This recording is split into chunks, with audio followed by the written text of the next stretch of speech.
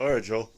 So tonight we're going to start on the heater core in Gus Gus. Let me tell you, it's dropping down temps quick here in Colorado Springs, and it sucks. Driving when it's 30s out at night, or during the day even, and no heat. Find myself bundled up like as best I could be. Blankets, jackets, you name it. So, I'm going to show you from what I've read, step by step, how I'm going to pull the heater core. It's going to be a product. I got to gut at least the passenger seat, the dash, the steering column, the center console, and anything else that's in my way. So starting out, I'm going to disconnect the battery, play it safe, make sure there's no power going to any wires or anything else. And then we'll move into the interior. I'll show you guys the battery. I shouldn't have to, but we'll play it safe. As I was saying, we're going to disconnect the battery, just a ½ inch. Loosen up your negative and loosen up your positive. Now the way I'm doing this is strictly how I read it. It's by no means the only way to do a heater core. So once we get these disconnected, I shouldn't actually have to show you guys this, but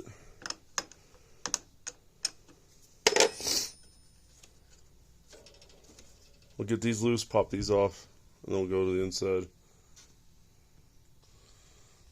As I was saying, disconnect the negative, disconnect the positive, and just tuck them out of the way so they don't touch your battery. Okay, so we're inside the Jeep. Mine's still a mess. I should have probably cleaned it before I did this. But because of how I did my cup or my phone holder, I've got to get this off first. Now what you do is, you're going to want this in drive, and you're going to push this lever in 2 hands and pull up. So now we have the T-handle off. Now, because of how I did my phone holder, there's going to be a connection under here for electrical. And I already started pulling the dash out and realized it wasn't going to come out. So we're going to come down here. You can see the connector. Oops, sorry, as I show you my aspirin instead. I'm going to pull this connector off, and this will lift up and out. So here's something I learned, and I don't remember reading about this. When you want to take this bezel off here, you need to have this in drive. I knew I had to have it in drive to get the handle off, but I didn't know it was going to make life easier to remove the shift bezel. So now that we have this off, we're going to focus on pulling the radio trim, and then we're going to work our way around the dash and start moving all the dash components. And before we actually try to remove the dash, then we'll move to the center console. And I'm going to have to clean mine out, but so trim panel, this should just pop off. And then we'll start working our way. Now these plastics pop up. The plastics here pop up. I think they're just snapped into place, and we have to use caution because they are going to be brittle. They are 20 years old, so they make plastic pry bars to use on your interior. I'll show you guys what those look like. First of all, let me tell you all, doing this and recording is not easy. So I'll get my drill in here, pull the screws under the dash. We'll probably have to shorten this one out to get into it, but we'll get to this screw here, and then this panel will come down. And then once we get this panel down, we'll start working on the rest of the dash panels. So you can see the shroud is held on with 2 screws, and then it snaps into place up here. Then we've got to get this panel down and see what holds that in. Probably gonna need to give me a screwdriver.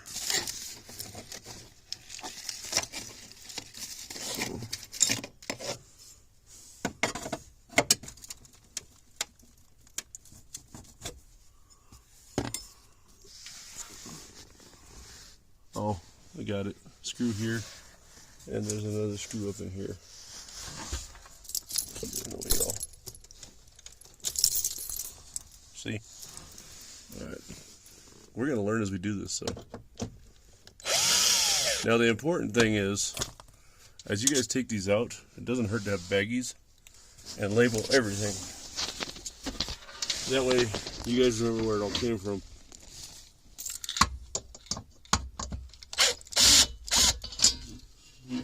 So that comes down. So there we have access to our steering column. Now we'll start getting all the plastic prepped to pull up and around here. All the top dash plastic and stuff. Let me label a couple of these bags and I'll be right back with you guys. So we're going to yank this kick panel on the passenger side and the driver's side. There's a 12mm nut here. Phillips screws here. All you need is the first couple loose to give it freedom to play. Then there's a lower bolt in the dash. So I can get my camera in here. That's a 13mm. So we're going to pull this bolt out. And then we'll start working elsewhere on the dash. Okay. So we're taking off the instrument trim bezel, or the cover. You got 1, 2, 3, 4, 5, 6, 7, and 8 screws. And this is free. And we might have to lower the steering column to get it out, but once we get this off, I've got it in label baggies, and everything gets labeled and placed securely on the cowl of the Jeep so I don't lose it all. Alright, you guys, so let's get some light on this. Hold on a second, you guys, bear with me here. So, if you're going to pull the trim panel and you see this rubber piece that goes around your steering column, it doesn't screw in, it just slots and connects right there. Once that's done, you can pull the panel out and just set it aside. I've been putting my pieces up on the roof just because that's the safest place for my kids. So next, we're going to take a plastic pry bar. We're going to gently pop up on this piece here. And we're going to work our way all the way to this side of the dash. You want to use caution, not to just pry on it with a big ass steel pry bar. So you want to take it, and you want to figure out where it holds, and you want to try to release it. And I'm really nervous doing this because it's a 20-year-old plastic. So we'll just keep doing that, working our way around. And I don't want to dare try to do this as I record. I'm afraid I'm not going to pay enough attention. I'm going to break the dash. So we're going to pause here, and I'll show you guys. So here's your dash pad out. You've got several clips near the front and the back. Using a plastic pry bar, pop these gently. Don't go in there yanking on them. Don't have any distractions. Take your time. Once you pop those free, these will slide. You lift up on the front side and pull towards you, and these should pop free. If you have to, reach your hand under the dash and carefully pull. If you can't get in there with your hand, then you might want to step to a bigger screwdriver, but don't use it for pressure. Use it to hold it to get your hand steady and get everything squared up. We're going to set this aside because it's a 20-year-old plastic. We don't want it to break. Alright, let me show you guys where those situate. Those sit here and here, and they look like they have some felt that holds them in to keep them from rattling. So I'll have to figure something out. And then you've got the clips here, here. You've got one middle clip behind the AC system, AC ducts or the heater ducts, and then you've got a couple more clips all the way on the same side that match this side. Now that we got this done, we're going to start working our way lower, and I believe we're going to start moving to the center console. I need to double check what my notes that I wrote down from finding online, and I'll keep you guys informed. So I showed you in the beginning, I had to take this off just because of how I mounted my phone holder. So what we're going to do is, there is one screw here. We got to pop the T-case linkage up, and you can just throw it in four-wheel drive. We'll pry this up gently, and then once we get that up, there'll be a screw in here, and then I believe we have to remove the screws inside our console. And I know mine's a mess, but I practically live out of my Jeep. So once that's done, we'll get the console out. And plain and simple. Like I said, you guys want every step. Take your time. Measure. Mark all the screws. It helps to have a cordless drill. It really does. If I had to do this by hand, I'd be going nuts right now. So I don't have any power tools or anything for removing the dash bolts, which you don't want to do anyways, because it looks like it's really close to the windshield. So let me focus on popping these out, and then I'll show you guys. So with my seat in, I didn't have quite enough room to do it. I want to pop it gently, or to pop it with a pry bar. So I just stuck my fingers in the bristles here, and you guys can see we have one light, a bulb down here, it just pops free. And then this slides off, and we'll set that aside with our other shifter bezel. And then in here, you can see we have one more screw. So we're going to take that out, and try not to drop it down in the hole. It'd be a pain in the butt, even though we're pulling it all out to get it free. And then we'll move up to the console. We'll yank all four of these screws out here. And I believe in one of my videos I watched, there was screws in the bottom. Let me take a look, and we'll get back with you guys. Alright, you guys. Well, it's a good time to clean out your Jeep. If you choose to. It looks like mine needs a really good one. Anyways. So, we have a screw here, and a screw here like I showed you earlier. You have the 4 screws holding your cubby into your console. Now in the bottom of the cubby there are 2 screws, catty corner, one here and one here, and those release the cubby so you can pull it up.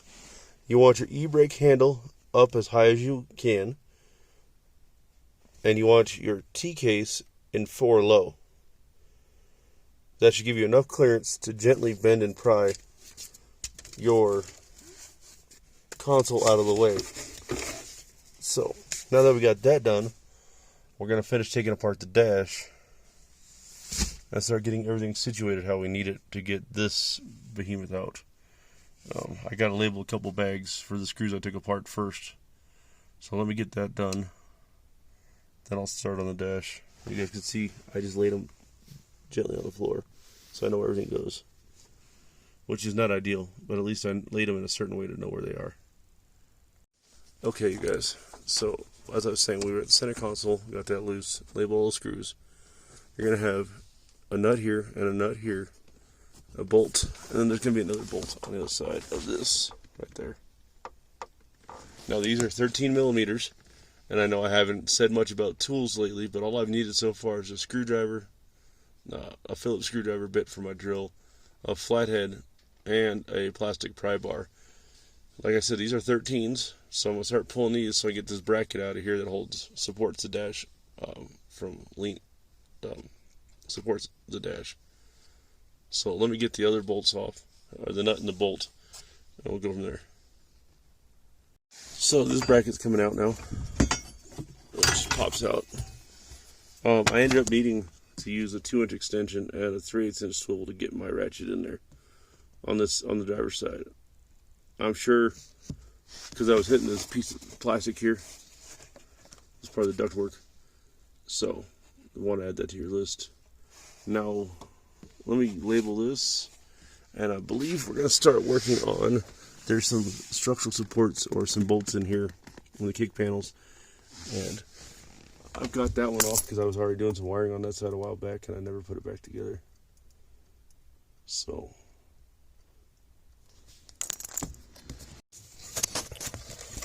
alright, you guys, see if we can get in here. See this little button right here? Right here. You hold this down and you pull the headlight rod out, and that's how you get the rod out of the switch. See, this here, right there. So, not exactly the easiest to get to. But once we get that out, then we can start pulling all the trim panels.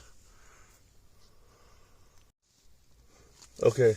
So you can see my glove box out. There's 3 screws down the bottom, Phillips heads, and then I took the radio out. That was 2 10mm bolts,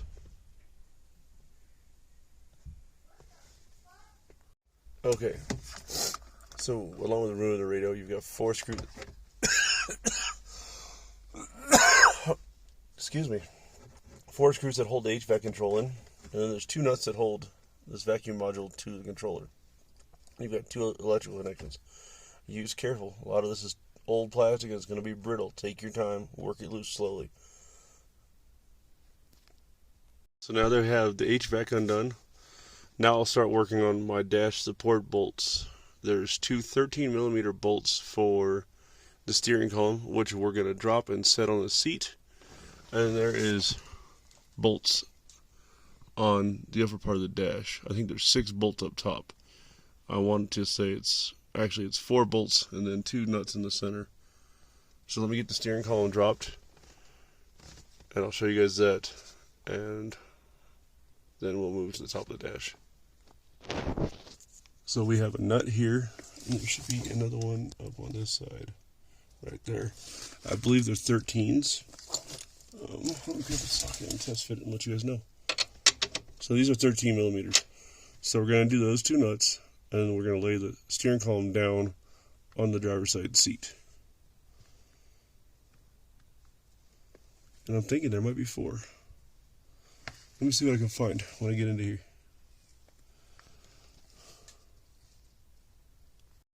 So 2 nuts, steering column dropped. It's just sitting on the driver's seat right here. So now we'll move to the upper bolts.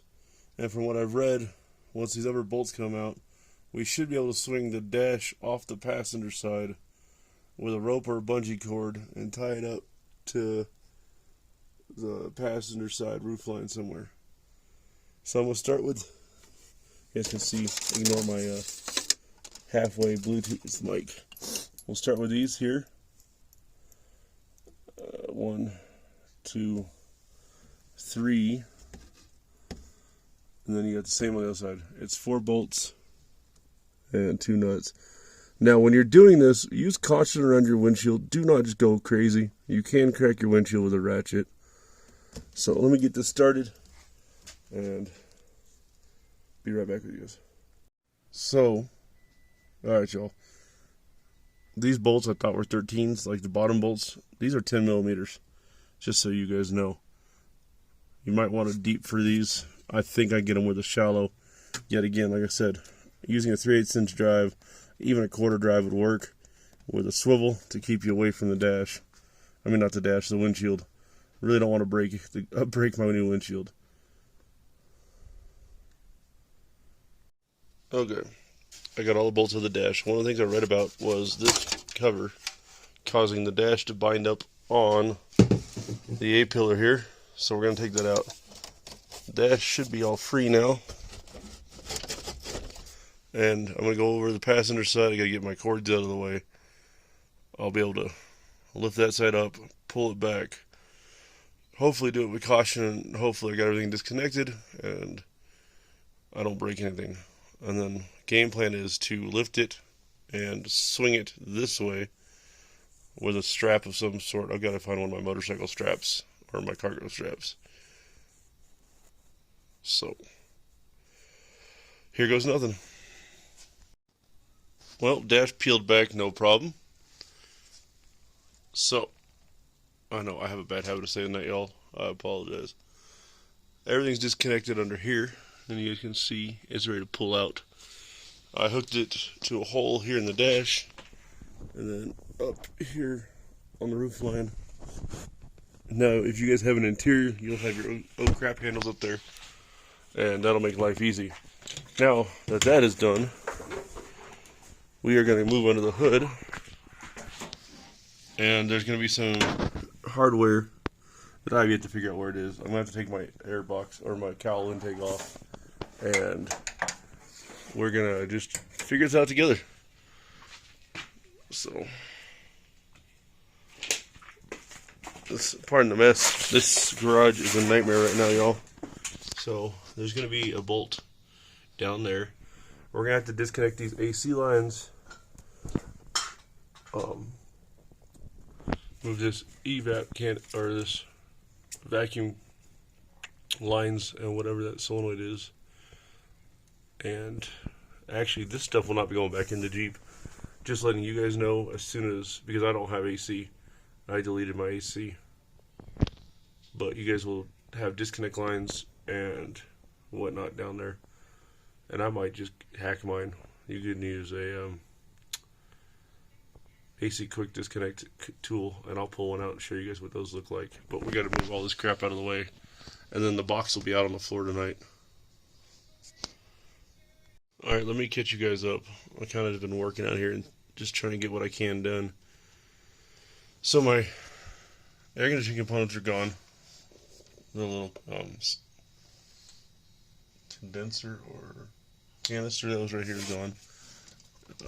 Your AC lines need to be disconnected. Mine were stuck and my AC doesn't work. I don't have a compressor. You guys seen in other videos that I've relocated the alternator to the AC location. So I just cut them carefully with a Sawzall, watching for all the wires and vacuum lines. I moved the evap solenoid out of the way. Now, you have two hoses, one that comes off of here and one that comes over here that will run to your heater core right there.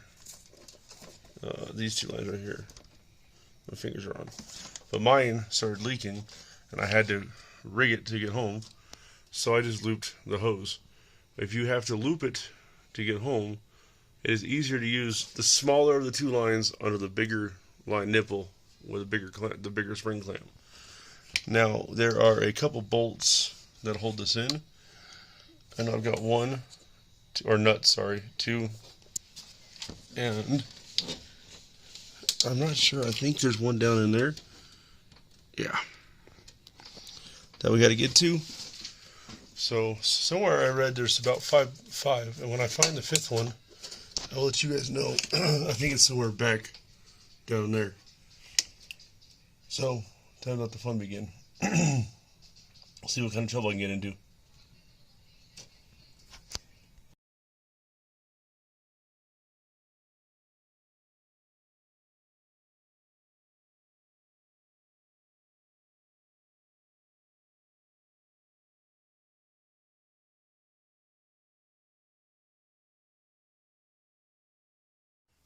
So on the heater box there's 5 bolts. I messed up last night and forgot one, and I broke the box.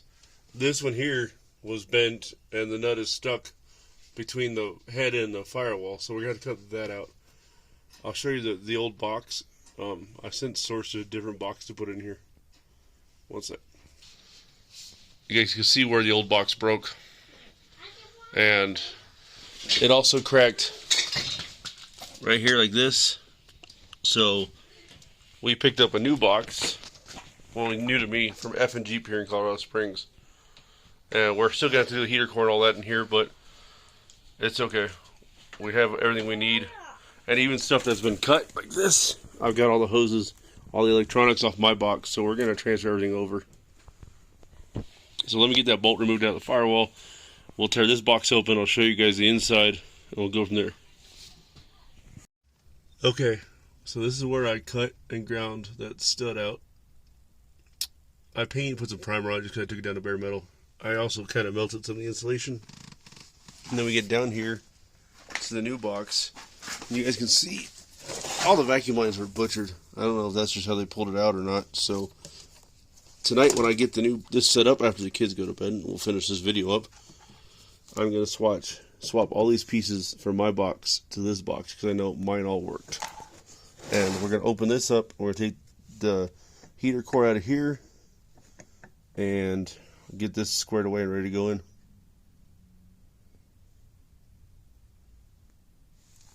Oh yeah, we're going to replace the blower motor too. And then you can see this has all the mounting hardware. I had to go pick up some nuts for it from Lowe's, but it's nothing that would stop me from getting it running. So, to finish this up tonight. For you guys, it'll all be the same video though. So, hopefully this helps you guys. My mistakes, I don't want to hide them. I want to show you guys everything I do. So you guys, this is take 2 with my box. I showed you guys the broken one. So, something I didn't get to show you on that one because I was just so irritated last night. You got little 8mm headed screws here, here, and basically all around the box. They're here, You got two clips here that hold this, and then as you go down the box, you guys will see there's some on each side. Some down like right down there. So we get all those off, and then you come over here. Sorry for the crazy camera, you guys. You have seals that go up against the firewall and up against the cowl, and then against the AC ducting. Now, what we do is we're going to cut here, like this, and we're going to cut here like this, deep, all the way down to the plastic, so we can split these halves. Same thing as here. Let's see where the two halves meet, like here. Got to cut through in here. We're probably going to take this pipe off, this clamp off, just so we can cut it there, and then we're going to cut across here. And then we'll pop these open, and I'll show you guys the internal insides, and we're going to be replacing the blower motor and the heater core.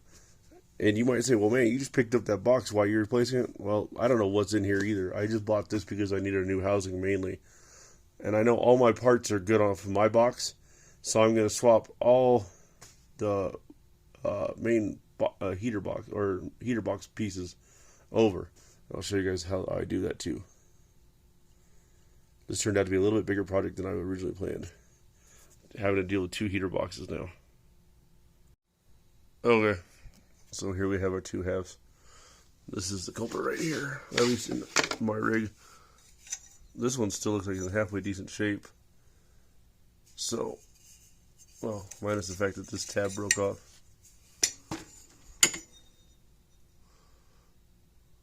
So that might give me an idea. The tab on the AC condenser, the replacement one, is in the wrong spot. I might repurpose this.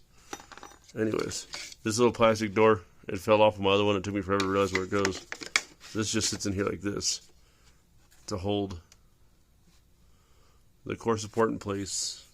And once we get all this apart, you'll see we have a couple vacuum actuators down here that operate the doors. And the bottom half, which I'll show you guys here in a second, has the same thing. What I'm going to do is I'm going to repurpose the old parts off my box because I know they're good. At least they were when I pulled it apart. So I'm just going to replace these with my pieces. That way I know everything is in working order. Once we get this done, we can stand this up on end.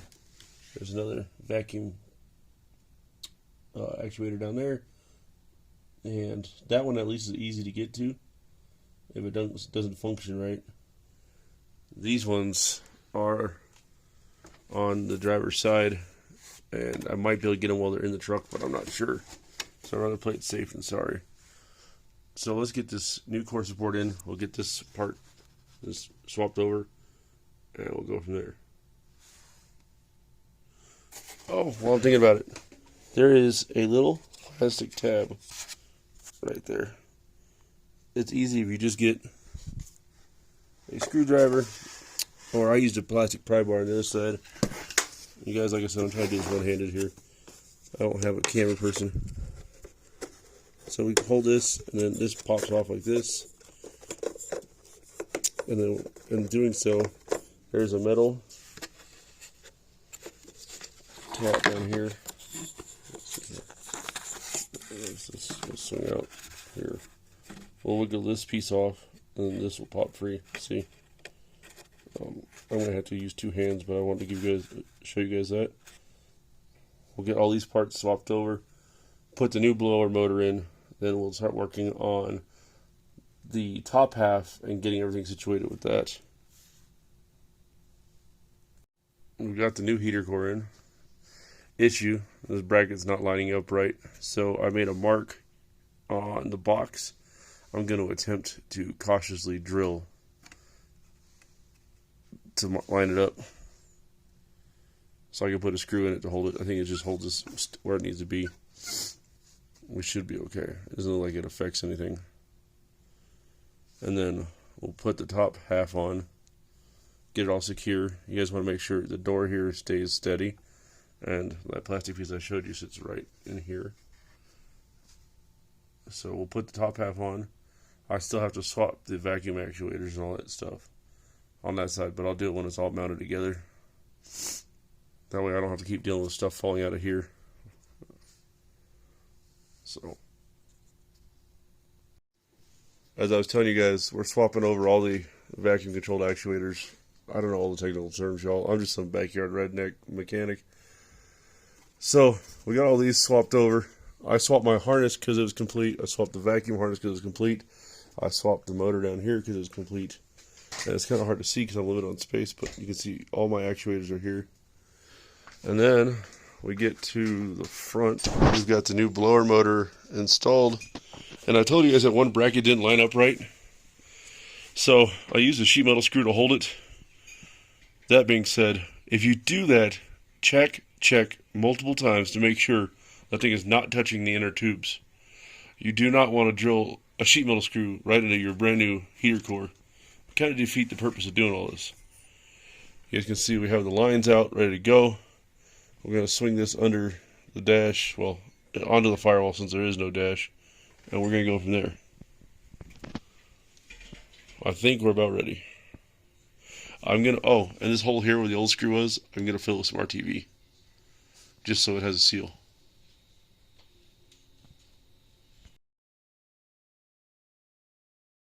Okay, you guys. I know, I keep saying that.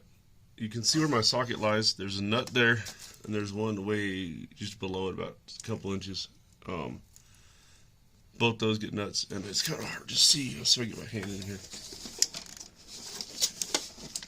There's another one right there. So those both take nuts, and you got two more here, and then one over here. So when you're putting this box back in, it doesn't hurt to have some help. I'm going to be honest, it would definitely help to have a second set of hands. So we got that in. I broke the vacuum line tonight. Yet again, I was just dealing with 20-year-old parts. I believe it goes in one way, evap or something. So go to my local O'Reilly's and get some hose. And then, what else do I need? Oh, I gotta get 2 nuts from Lowe's tomorrow. I might even have some. I'm gonna look around the garage a little bit here after a while. So all that's together.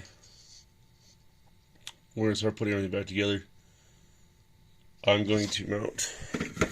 And I took this mainly apart to give me some more room. You guys don't have to. But get all this stuff mounted. Back in this corner here where it goes. Wire it back up, and then we'll move to the interior. So we got everything here. I had to disconnect a plug wire and all that to get to the nut back there. We're going to put that in still. We'll have it ready to run tonight. I still have to run my heater hoses. And I'm a big fan of the original spring clamps. They seem to hold up good. They seem to hold up quite well, actually. They don't require anything special other than a pair of pliers to put them in. And, yeah. Sorry, guys. So, this will get replaced here shortly. And we'll run the 2 lines. And then, and those are tucked in under, down here. Like right here. So, actually, I just realized I put this in wrong. We'll have to loosen this up and swing it on top. Then we get our lines on, and then get the vacuum line in the morning, and the nuts on it. For now, I'm going to move on the inside. We'll start putting the dash back in and go from there. Okay, guys, let's show you where I'm at. I got the 6 upper bolts in. Well, 4 bolts, 2 nuts. I got the lower 13s in on each side, so the dash is in. Now, putting in the steering column, I wanted to show you guys this because I didn't hear this in another video yet. The 2 nuts on either side of the column, let's put that one here. If the column will not push back up into place, try hitting the release on the column to raise it up it'll allow it to fit, and then we can tighten this up.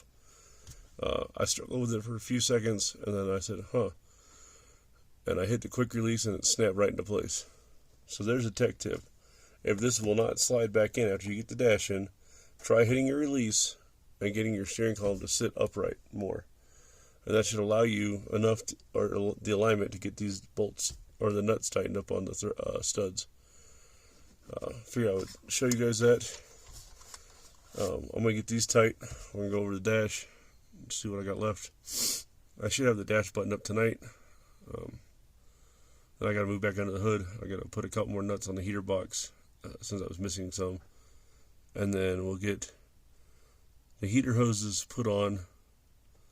We should be good to fire up in the morning after I make a run to the parts store.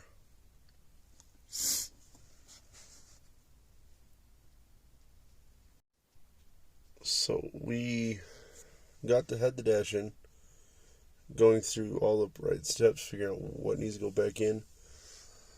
You guys will see a plug down there in my 01.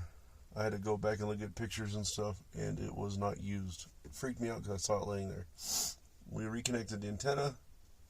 We redid the 3 mounting screws that hold our glove box in. We connected our HVAC vacuum harness in the back and the 2 wires to get this all connected. Put our 4 Phillips screws in. Radio goes back in with 2 10mm bolts. Connect all the wiring in the back, obviously. And then after this, we will go down to putting in the trans tunnel support down here, and then the center console, and then start putting all of our dash back together. Sorry guys, dash back together. I'm getting there. Trans tunnel support is in. Like I said, it's two 13mm nuts, 2 13mm bolts. This just slides over the duct on your heater box, and it just snakes around to here. Next, we're going to drop in the center console, and that should be 4 screws holding the console in. I should have 1 screw holding it here on the shifter, 1 here on the T-case shifter, and then 2 back here. And sorry y'all, I'm going to keep my phone plugged in because it was dying on me. 2 here under the cubby, or as part of the cubby. And then once we do the center console, we will get the cubby in, the shift bezels in, and the lights. Now there is 4 screws that hold the cubby in, and then the center will be done minus our shift knob. Now, in my case, my shift bezel will have to hold off until I get all of this stuff, all the bezels and trim panels put on around the radio. And the reason for that is how I set up my phone holder. If you guys don't have a homemade phone holder like I do, you guys shouldn't have anything to worry about. You guys should be able to put the trim bezel right, or the shift bezel right in. Center console is in.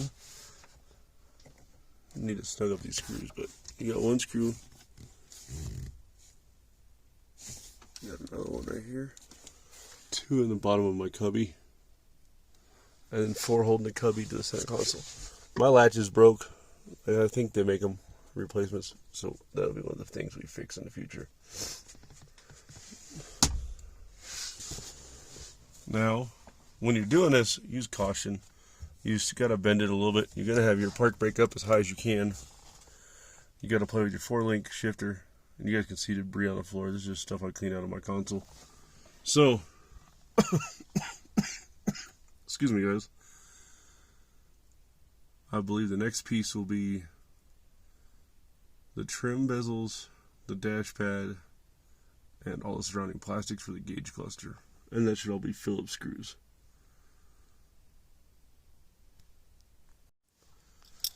After the center console is the dash pad. Now, before you put the dash pad, the dash cover back on, you want to make sure you get this left side piece off like I took off. If you forget to, the dash won't clip into place. Use caution, because I'm going to try to get this in here. There are several clips in the back that pop in, and they pop in all along this side here. Now, once the dash pad is in, we'll get the instrument bezel on, and then we will work our way over to the radio bezel, or the radio trim, and the underside of the dash.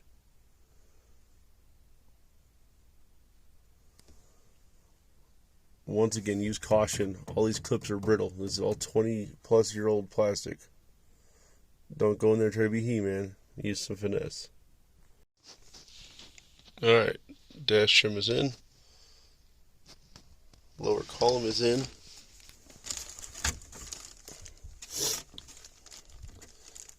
So now we move to the bezels. You're going to put your light in. Shift the lever over. And make sure this wire is where you need it to be.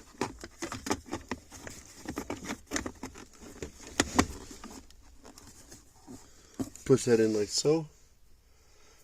And then I'll put the radio bezel in, which should just clip in. And then I'll put the transmission shift bezel in. Put my bulb in. And I think the last thing I got to do is install the headlight knob. We're getting there. That's what's left of the interior. You got to go under the hood and do the 2 hoses to the heater core. Like I said, I still got to get some vacuum line in the morning and get a couple nuts for the heater box. And we'll be able to test fire it tomorrow. Which, in this video, will all be the same video. Under the hood, both heater hoses are connected. Small hose on the bottom goes right here to this nipple. And then we have the upper hose, the bigger hose, that runs to the top there. All that's left is fix a broken vacuum line. What else? Fix a broken vacuum line, install the intake tube, and fire it up. Oh, add some coolant. I know this looks like crap, but we'll fix this at another later date when we have more time. This is another project for another day. I did not have to hook up my AC lines. You guys will. That's because, as I've said in other videos, I no longer have AC. So, we should be about good.